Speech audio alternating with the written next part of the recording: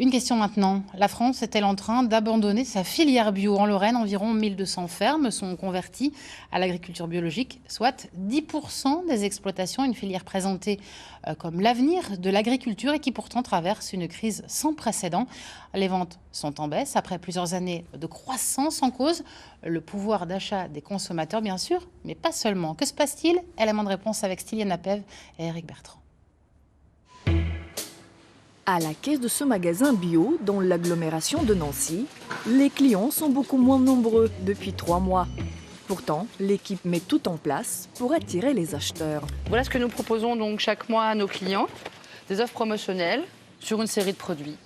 Réduction, petit prix, offre du mois. Malgré tous ces efforts, les enseignes bio de ce type ont perdu 30% de leur clientèle. C'est la première année depuis 5 ans qu'on est ouvert à Écourt que la fréquentation baisse autant. Donc ça peut être expliqué par plusieurs choses. Donc bien sûr l'inflation. Depuis le début de l'année, on a perdu certains clients qui n'ont plus le même pouvoir d'achat et qui ne viennent plus chez nous pour ça, qui ne peuvent plus, tout simplement. Avec la chute des ventes du bio, les agriculteurs souffrent. Cette ferme laitière, en agriculture biologique depuis 60 ans, a perdu son plus gros client il y a quelques semaines. La fromagerie bio qui transformait son lait a mis la clé sous la porte. Donc ça, c'est du foin qui est produit sur la ferme. Inflation, baisse des subventions, promesses de la loi Egalim non tenues. Pour Hervé Renaudin, la situation devient catastrophique.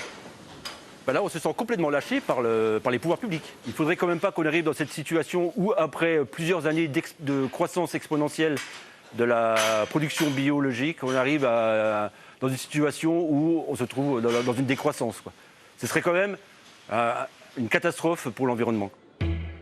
Le bio est certes plus cher que le conventionnel, mais pour le consommateur, c'est le gage d'une nourriture plus saine. Depuis quelques années, à côté des labels agriculture biologique, d'autres ont vu le jour. Agriconfiance, zéro résidu de pesticides ou HVE, haute valeur environnementale. Une multitude d'étiquetages qui désorientent les clients. Greenpeace a tenté d'évaluer ces nouvelles promesses écolo. Les labels ont été évalués sur le plan environnemental d'un côté et sur le plan socio-économique de l'autre. En tout, il y a 14 critères, 7 de chaque. Et ces différents labels sont plus ou moins exigeants. Ce qui est vraiment important à comprendre, c'est que ces labels n'ont pas les mêmes garanties. Ils ne se valent pas.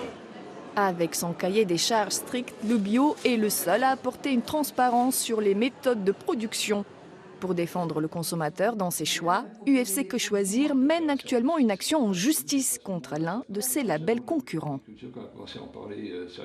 Un Français sur deux est persuadé que c'est un très bon label. Il plaît, ils achètent du HVE. Nous, on s'élève vraiment contre ça. On estime qu'il y a tromperie pour le consommateur dans la mesure où, par exemple, très basiquement, on peut avoir le label HVE en utilisant toujours des intrants, donc des engrais et des pesticides. En 2018, 800 exploitations ont adhéré au label HVE. Aujourd'hui, elles sont 36 000 au détriment d'une agriculture biologique. Sans l'appui de l'État et le soutien des consommateurs, le bio aura du mal à sortir de cette crise profonde.